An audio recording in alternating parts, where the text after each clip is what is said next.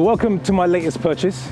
I've just collected the keys and I'm looking forward to showing you the current plan of how we're looking to convert this 3-bedroom semi-detached property into a 6-bedroom all-ensuite HMO. So the story behind this purchase is that I secured it on an open market and the previous owners held it for about 30 years. And interestingly enough, they had one tenant for that entire time. So it's due a transformation, it's due the renovation. So come inside and I'll show you what we're going to do. So just before we get started, I want to talk to you a little bit in terms of what I was looking for when I was viewing this project with a view to convert it into a 6-bedroom HMO. So some of the things I was looking to spot were any signs of any major cracks. Are there any spots where there's any major damp?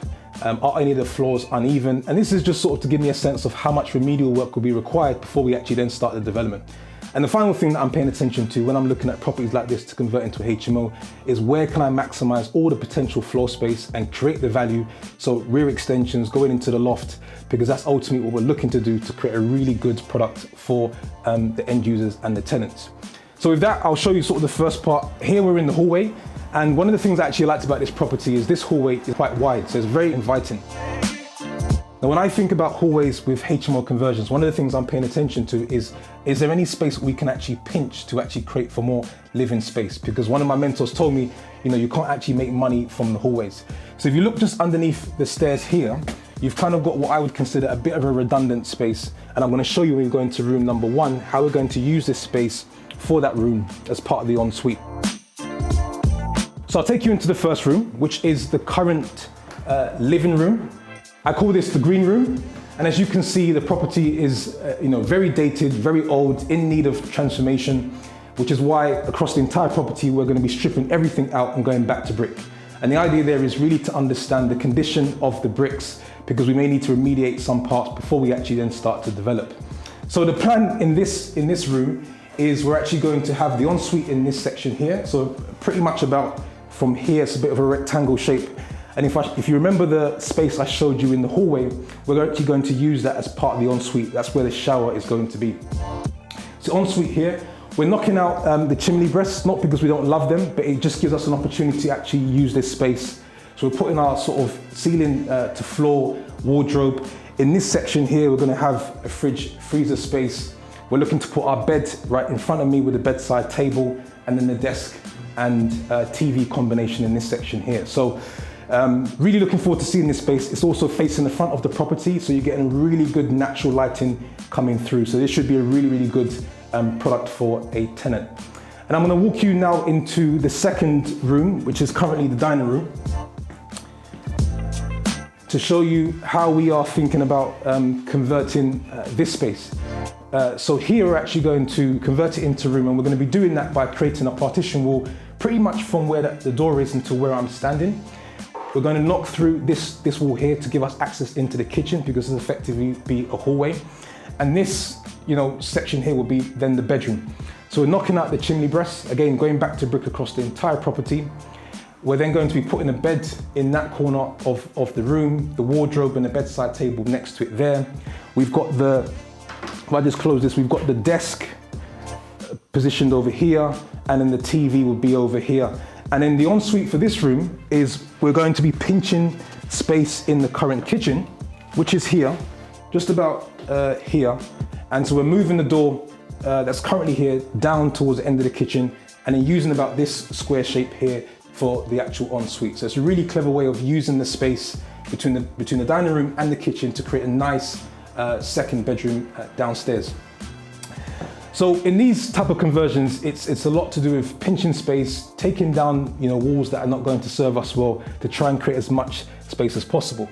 So if you come into this kitchen, I call this is the green, yellow and red type of vibe that we've got going on here. It's really interesting. I think one thing that I noticed during the viewing, and it's so important to be able to, when you're viewing a project like this, is to see beyond the current condition and to visualize the end product. Because there were some people that would view it and they can't get their minds past, these colors and these wallpapers, and actually it could be a turn off. So what turns them off actually can be an advantage for me in being pole position to actually secure a property like this. So this is our kitchen space. So I'll show you, we're actually going to, so we're knocking down one of the walls there. We're also getting rid of this wall here to really open up the space. And then in here, what you have is a current storage space. Again, it's how can we maximize the floor space? So we're getting rid of this wall here, and then we are going to be working on a rear extension, which I'll show you when we go outside in the back. And this will be our kitchen communal space for some of the tenants. But when we go upstairs, actually the first floor, you'll see how we're actually creating some kitchen spaces there as well. So with that, I'll take you round to outside, and then you can see this overgrown garden and where we're going to create the rear extension for the third room downstairs. So you have to mind all of the weeds. It's overgrown. We have a downstairs toilet here. It's very common in the older properties, the 1800s, 1900s, that you have a toilet outside. We'll be getting rid of this. This won't be used as an ensuite for any of the tenants. So this is currently the back of the property. As you can see, I'm next to this overgrown rear garden. And then we're going to use this space to create a rear extension. It's one of the ways to really add value to these HMO conversions. Now, when I was viewing this project, the view was actually to come to this property because it's in a non-Article 4 area. And so the idea was to create the rear extension and also go into the loft and do it all under PD rights. Now, we actually had to apply for planning for this rear extension. And the reason being is because it's an end terrace, we are converting towards the road, and the width of the extension is more than halfway of the house. And so because of those two criteria, we actually had to go to planning. They initially came back and said, we're happy to approve a 4-meter rear extension, which would have meant pinching more space from the kitchen, which wasn't necessarily ideal. We then went back with a really good logic argument around the fact that under PD rights, we could actually come out as much as 6 meters.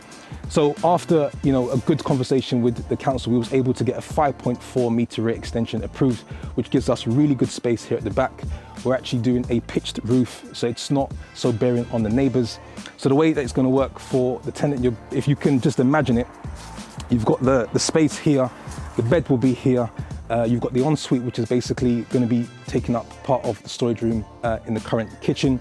And you've actually got a separate access for the tenant that will be based here. So it's really cool because they can access the property through a door, which will be there. If they want to go into the kitchen, or if they just want to come and go as they please, they can do so. So really neat space at the back for a tenant that will be looking at this project. And then, so we're knocking what we've currently got down already. We're actually replanting this tree towards the back of the property. And actually what's good about this property, I don't know if you can see, but it actually goes quite far back, and we've got a garage at the back. So, I'm always looking for ways to potentially add value or where we can make money. So there potentially could be an opportunity to rent the garage out on a monthly basis to a different person for, 50 to 75 pounds a month. So really good use of space at the back, and how we're going to maximize space here with the rear extension. Cool, so to taking you upstairs, as I've mentioned before, I really like the width of the hallway and the stairs. And I'll show you how that has actually helped us when it comes to creating a staircase into the loft. And so I'll start here, is that we've got a really, really neat and easy way to create the staircase. And it's literally going to be from here, going in that direction, and then going up into the rear of the property. And what's neat about that is because it's an end terrace, it gives us the opportunity to do that very easily, because sometimes you may actually need to pinch space from a bedroom in order to create the staircase going into the loft. But here it's super easy because we've got that width that I was speaking to. So coming into the main master bedroom as it currently is, I call this the yellow room.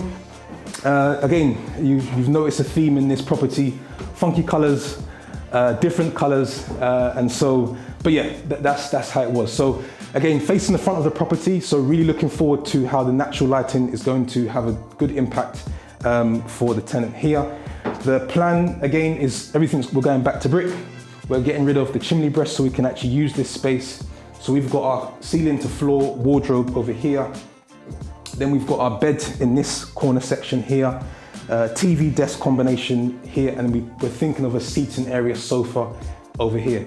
And if you've noticed, I haven't actually mentioned anything about the ensuite, and that's because we've designed it differently on the first floor, just based on sizing, and I'm going to show you that now.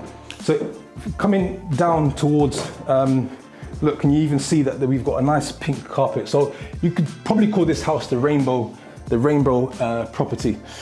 So as you come down the hallway, second bedroom here. So when I was viewing this property for the first time, I actually thought there was a potential to have this as the second room, and then the bathroom would basically be split in half, and we could actually use 2 back-to-back en suites for then the back bedroom as well.